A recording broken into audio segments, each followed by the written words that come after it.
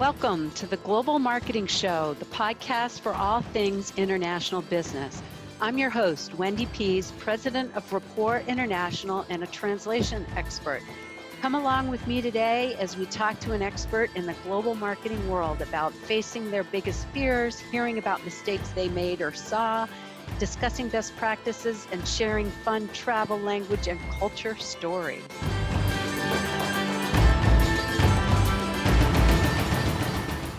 Hello, listeners of the Global Marketing Show. Thanks for tuning in again today.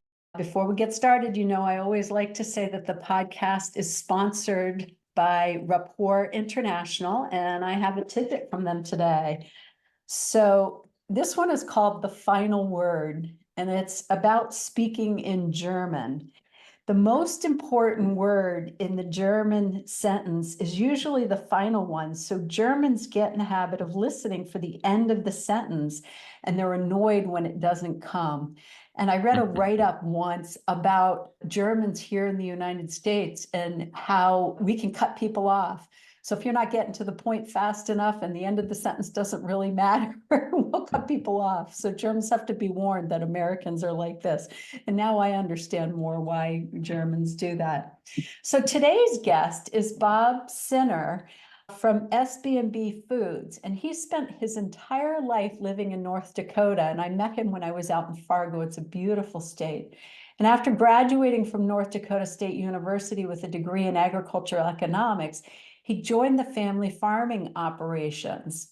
And before SB&B actively pursued their international expansion, he served on the executive committee of the United Soybean Board and chairman of the International Promotion Committee.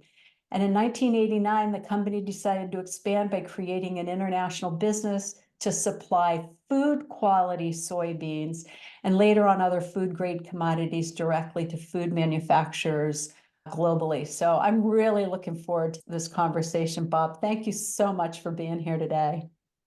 Oh, Wendy, it's a treat. You're really pleasant and excited to have a nice visit. Oh, good.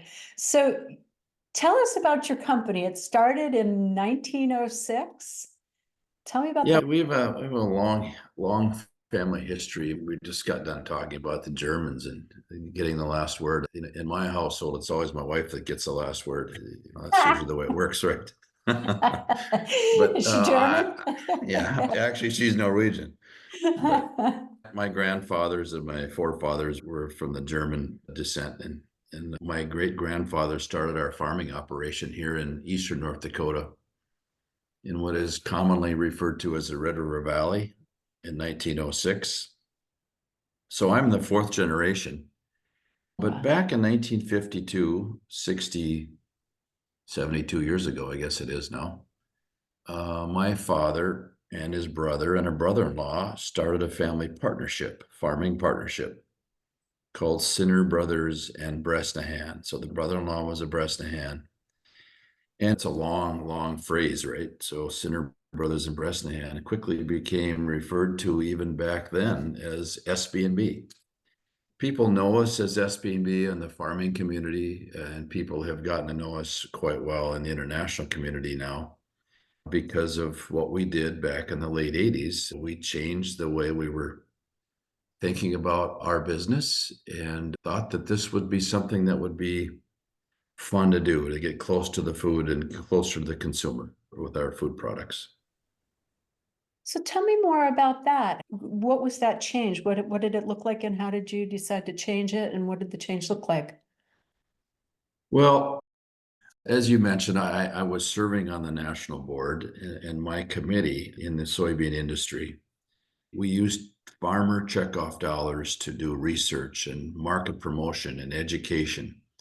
And one of those market promotion areas is international. And I was elected by my peers to chair the International Promotions Committee.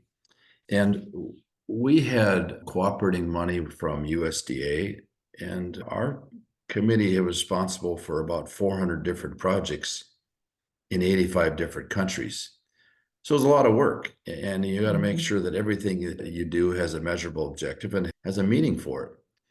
But in that work, Wendy, I began to realize that there were opportunities in more of the mature markets for food companies that were looking to improve their retail products. Rather than taking soybeans off a bulk vessel with no similarities in consistency, whether it's protein or whether it's variety or whether it's internal characteristics or even protein, they wanted something more definitive, more specific that would help them improve their food products. So it's like, let's create a variety that makes a better tofu, or let's create a variety that makes a better soy milk, and let's maintain that identity of that variety all the way from planting to the food use. Hmm. So I got on a plane, talked to my partners and said, you know, guys, we've always been proud of the quality we produce here. What do you think about doing some things direct? The first glance is, we've been drinking this morning. Are you freaking crazy that you think we can market our product from our farm here in Castle, North Dakota, direct to consumers or food manufacturers internationally?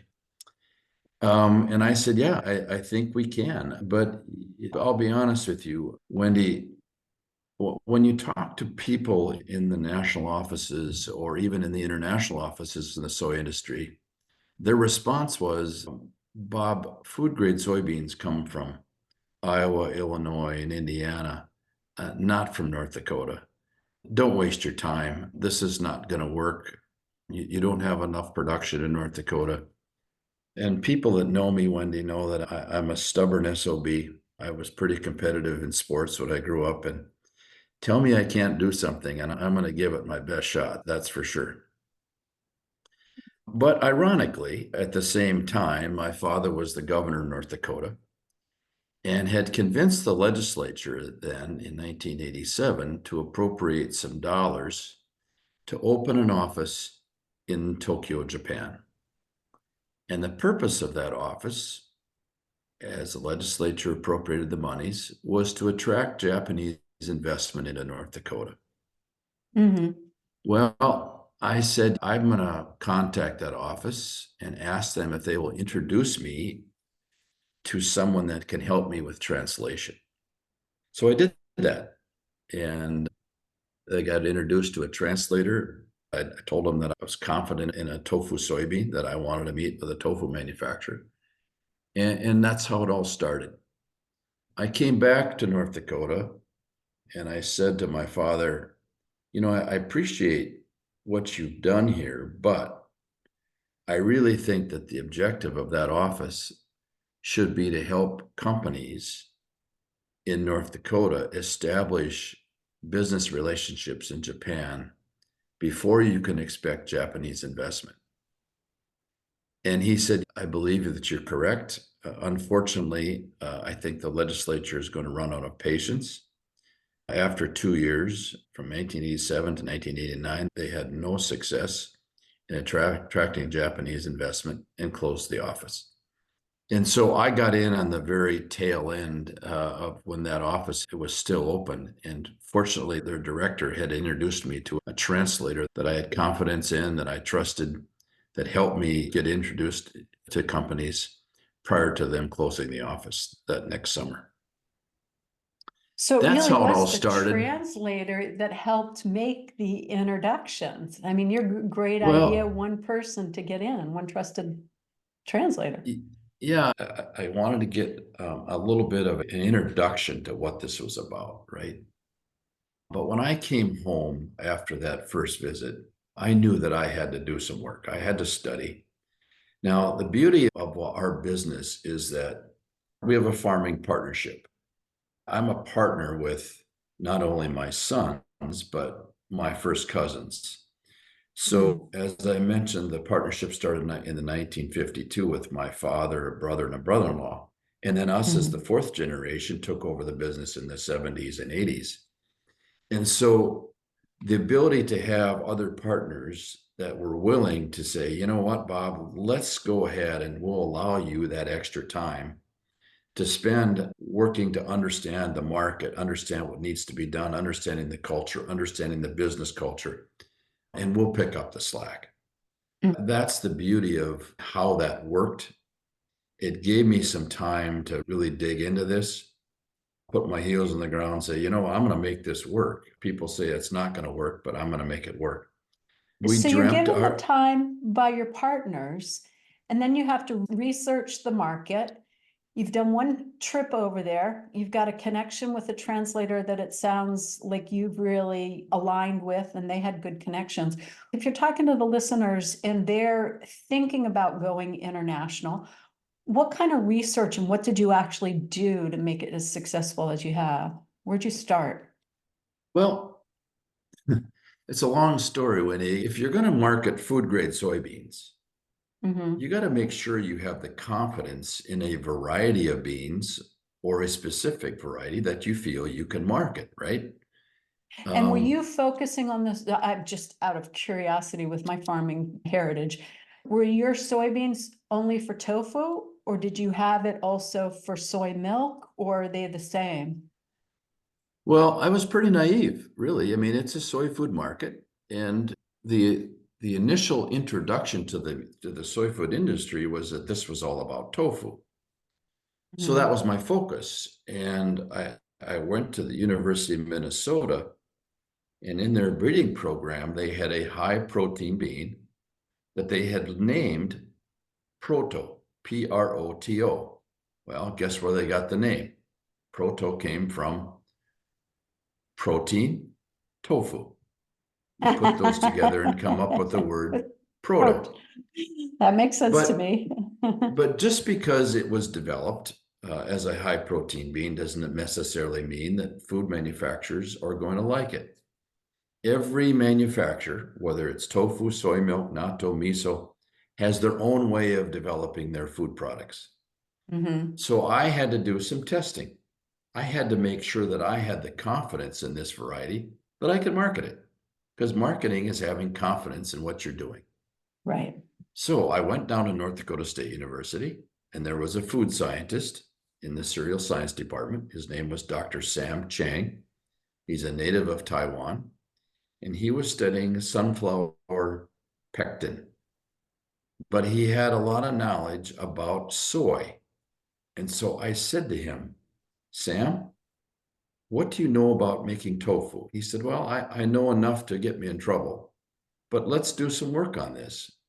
So together we established a testing program, and we purchased some little different apparatuses so we could make some tofu.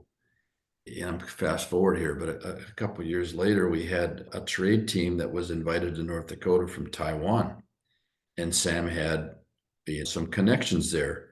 We brought this group of soy food companies into Fargo, North Dakota, and we made tofu from proto soybeans for them. And we did a little sensory program with them so they could give us their opinions. And it's interesting because you think that everyone in Asia loves tofu, but everybody has a different opinion about a food, just like you and I do. Right. But at the Right. end of the day, and prior to going to the airport, the chairman of the Taiwan Tofu Association said, you know what? This was an impressive day, and we'd like to donate a miniature tofu plant to North Dakota State University so that you can do testing of varieties that you develop. Wow, what a home run that was. Really? And That's so exciting. they provided the equipment. They provided all the things that were necessary to put this together on the campus of North Dakota State University. And the Uh-huh. North Dakota Soybean Council, which is the funding arm of the growers in North Dakota, provided the funds to ship that equipment over here. Wow. So it came into North Dakota State, it was set up, and we're still using that equipment today to help screen and test varieties that are applicable to food companies. That's how it all started. Okay, so your first was you had the state's trying to get investment and you say, hey, let's flip that. So you do a trip to Japan and realize that they don't have enough tofu beans or there was a need for it with the food manufacturers, and that's what sparked your idea. Well, I knew that from my work in the soybean industry that there were companies in Japan that were looking to source food quality soybeans, specific varieties that would help them. And so it was just a matter of getting in the door. Okay. And so I needed some help in Japan with that to get in the door, introduce them to the bean that I had, and see what we could come up with. Everybody told me that Japanese are difficult to work with. They're cold people, they're structured, they're difficult. But I've got another story about all that. It's an absolutely wonderful. Oh, go ahead and tell me, because this is all the cultural stuff that's so rich. We come in with these ideas of how people were going to be, but it sounds like you have an enjoyment of working with Japanese. I don't know. Tell me the story. Marketing is all about, number one, being yourself, being honest, treat the people like you want to be treated, but knowing your product, right? And there's nothing magical about marketing.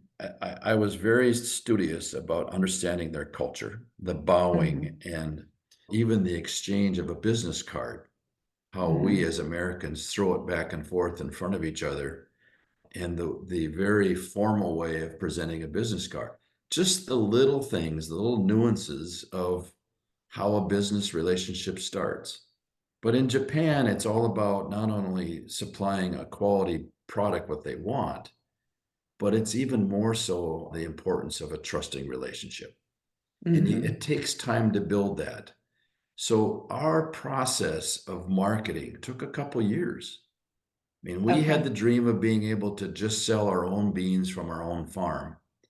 And it took a couple years before we had our first order, because they wanted to get to know you. They came here, I went back and forth, and we developed that rapport and that trust and that understanding of who we were and what they needed, and appreciation for what we could possibly accomplish together. Right. I've heard that again and again, that it's all about the relationship and the trust, and then it can take a couple of years, but it works. So fast forward to today, you're in 85 countries. No, that was my work in the soybean industry. Right now we're working in about 15 or 16 different countries, primarily in Asia, because the high per capita consumption of soy is in Asia. But we're throughout Asia. We make regular visits there. We have regular visits from customers coming over here. There's hardly a month goes by where there's someone's not here from Asia to see us.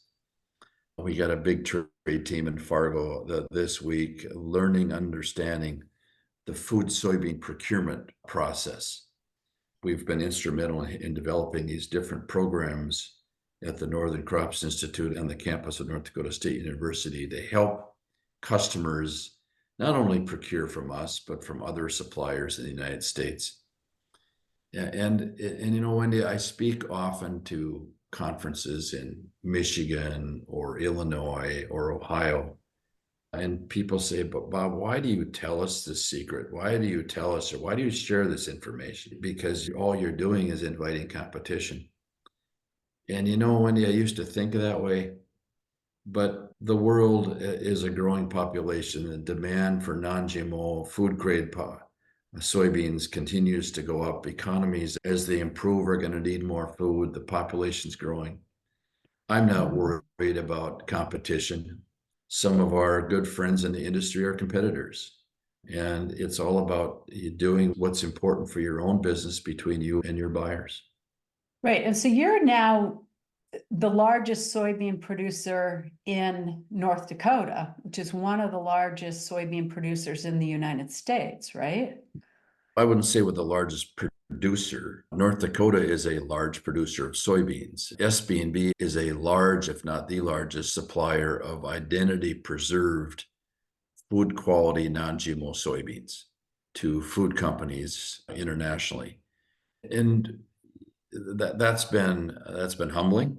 The appreciation that customers continue to show to us, and express the desire to continue growing with us. So that's been fun. Yeah, you have accomplished so much. It's so great to see. And I met your sons too. So great family. If you ever have a chance to get out North Dakota, listeners, you got to look them up. I want to touch back, Bob, to the, you started with the translator and now you're in 15 or 16 countries and you're in Asia. So you've got all the Asian languages. What are you doing for communications, either marketing or in person, written, spoken, in person? How do you handle that? Really, really good question. Most of the companies, the food companies in Asia that are buying direct or through an importer, either have their own translator on staff or have the ability to communicate.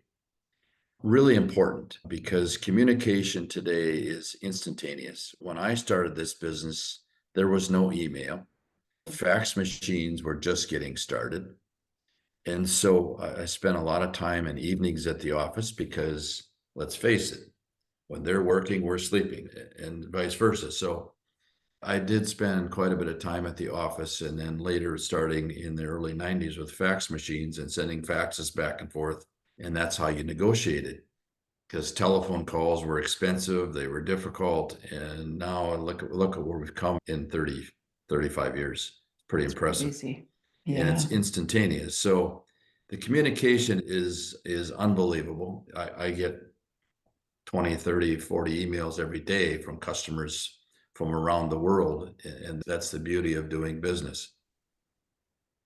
And so most of the emails that you get are in English to you? Yeah, everything is in English. We don't have anyone in our office or even on our ownership team that speak much, if any, foreign language. I mean, I can pick up a little Japanese and I can pick up a little Korean, but for the most part, it's the customers that have figured out a way to communicate with us. Hmm. Now, we do have representation. SB&B has an employee in the country of Taiwan. And there are importers that we work very closely with that are very, very good English speaking people. For example, in the natto industry in Japan, we have a company that we've been working with for 25, 30 years that not only speaks good English, but understands our business, understands farmers' business or agriculture in North Dakota and all the complications and the frustrations that farmers can face because of weather. Yeah, that's certainly true. What do you think has been one of the biggest challenges when you were launching, and what did you learn from it? I didn't believe this would be a challenge when we started, but it becomes more and more of a challenge. And that is the way to transport our product overseas. So let's Hmm. think about that. There are containers, everyone has seen these, they're 40 foot or 20 feet long that go by on the railroad all the time. You might see it on a truck chassis. That's how imported goods come into our country. Tires, TVs, t-shirts, things that are consumer items that are coming into our country in containers. Mm-hmm. They're a steel box. Most of the consumer items that come into this country are light items, TVs, tires, things that need more space than they need weight, right? Hmm. So they go in 40-foot containers. They're 40 feet long, 8 feet wide, 8 feet high, and their destination is large metropolitan areas like Chicago, like New Uh-huh. York, like Memphis. Agricultural products, because they're heavy, prefer 20-foot containers. And because a lot of these Asia destinations are tight, high populations, small geographical area, tough to Uh-huh. move big semis around. So most of our customers want 20-foot containers. And oh, by the way, they come from rural America, not metropolitan areas. So right there becomes a logistical challenge. 40-foot containers, so the bulk of our consumer items come in 40s. In the large metropolitan areas, we need 20-foot containers in rural America. So I get very involved on the national level, trying to help figure out a way to help address these challenges, because we in the northern Midwest, there's a lot of companies that are doing what we're doing, are chronically short of container equipment to get our products shipped on a regular Huh. basis, because you've got to get those containers empty, moved from Chicago into a Minneapolis market so we can better have access as a shipper. Now, we've been able to convince a lot of our customers that 40-foot containers can work. We may have to make some adjustments. Ocean carriers have been cooperating to say, you know what, we'll give you the same cost on a 40 as we do a 20, but it still has to work for the customer. Everything we Yeah, do, everything we do is about the customer. It's about right. the customer. What do they need? When do they need it? And how can we best serve them? I have heard all sorts of problems with logistics, like the water in the Panama Canal and the bridge in Maryland going down, and COVID threw it off. And this is the first time that I've heard this one, and it makes so much sense. We all know the challenges that we all faced, especially through COVID. We couldn't get enough containers coming in fast enough to serve our industry because everything was shut down for 9 months or a year. And when startup, Yeah, it was catch up time. And that was frustrating for us as well, because we couldn't get our product to customers. Some of our customers actually had to shut their factories down because we couldn't get the beans to them fast enough. And this is yeah, food. We were an yeah. essential business. We never shut down. We had to change some things through COVID, but everything we do is for food. And consumer items got preference. And in many ways, our ocean carriers, because of the high cost that they were able to capture on imported goods, was so great that they didn't want our exports. They wanted to get those containers back overseas as fast as they could. They didn't want to take time to get them filled. That hurt our industry. It hurt our industry significantly. And customers are still asking questions about that. You know, what's the future look like? What's the next season going to look like? So we have to continue to address this and stay on top of it. Right, right. What are your soybeans used for? So do you have different strains and breeds? I have to go back to the farming question. Is it mostly tofu still, or is it milks or other things? Well, just like anything else, when you're in the business for a long time, things start to evolve and you expand and you change and you add things. So we have a very sophisticated breeding program. Because of our reputation in the industry, we have grown not only within the same country, but into other countries. And now working in not only the tofu market, the soy milk market, the natto market, which is big in North Asia, What is it called? the natto, I don't know N-A, natto. Natto is probably one of the healthiest foods on the planet. It's a fermented food that has some documented evidence of reversing congestive heart failure. It has improved brain function. There's a reason the Japanese live long lives, because when they get older, they start eating natto every morning for breakfast. And this region in the Midwest is a big supplier of natto soybeans for the Japanese industry. But we do Huh. things in miso, we do things in sprout soybeans. There's about 25 different types of soy foods, yuba, and the different things that our beans can be used for. But it's all about, again, the consumer, the buyer, and the customer, and making sure that we can develop varieties that fits their needs and what they want to accomplish with their manufacturing and a retail product. And that goes back to the relationships that you've built over years with trust, that they say, hey, we want to do this, and you put your brains together and figure it out. Correct.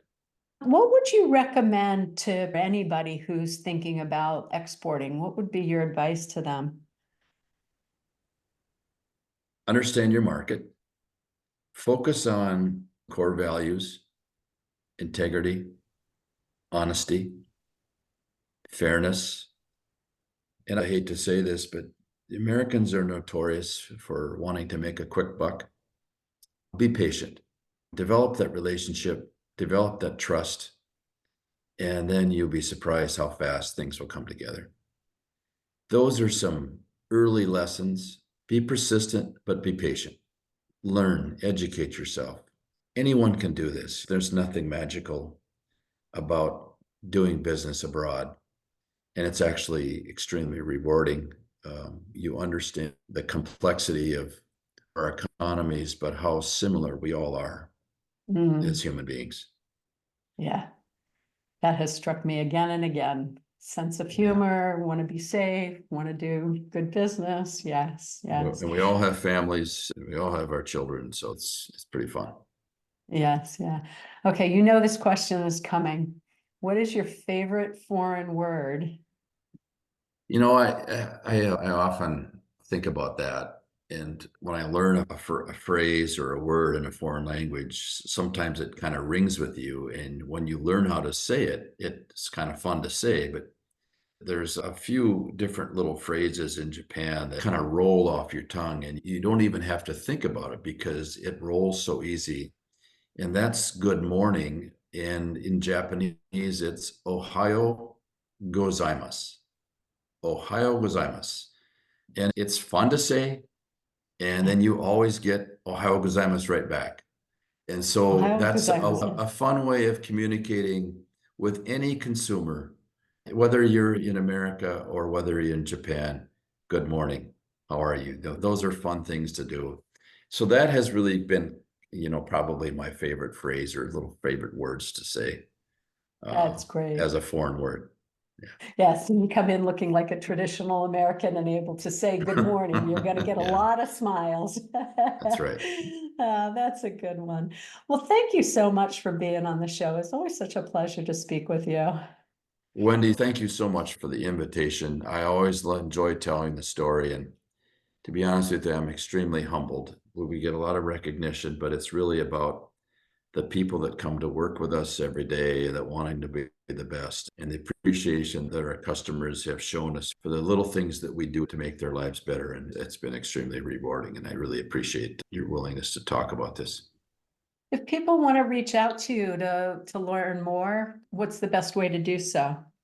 Oh gosh, I'm available by email, just like everyone else. My email is R as in Robert, Sinner, and that's opposite of saint, right? SINNER, rsinner@sb-b.com. Okay, we'll put that on the show notes too. So rsinner@sbb-b.com. And now I know what the SBB stands for. That's great. I never. It's actually, I'm sorry, it's SB-B. So rsinner@s, B as in boy, dash, B as in boy.com. Okay, that's what I have written down here. So Got we'll it. put in the show notes. Okay. Good, perfect. Okay. Well, thank you, listeners, for tuning in. I hope you learned something from Bob today. I certainly did. I mean, North Dakota was a beautiful state. I was so thrilled to be there in May when it was really beautiful. But I hear the winters aren't as bad as they were talking about. And I know they are looking for people to move out there. And the winter is the scary thing. But the people I talked to out there said they weren't that bad, really. You might get like a couple of hot days. So it sounds more pleasant than being in Florida in the middle of summer where it's really perking up. So if you know somebody that would enjoy this or learn from it or is thinking about exporting, certainly forward this along, because it's a nice story about how to keep an ear out for what's open and how to build relationships to do it. So forward it along or give us a 5. Subscribe, and if you want to be a guest on the show, you can certainly look up the Global Marketing Show and find our webpage and apply to be a guest. Thank you so much, and we'll talk to you next time. That's a wrap for this session. A big thanks to you for listening to the Global Marketing Show. Hope you had just as much fun as I did. New sessions launch weekly on all places you find podcasts, Apple, Spotify, Google Play, and of course on our website. If you know someone interested in this topic, please tell them about us. Au revoir for now.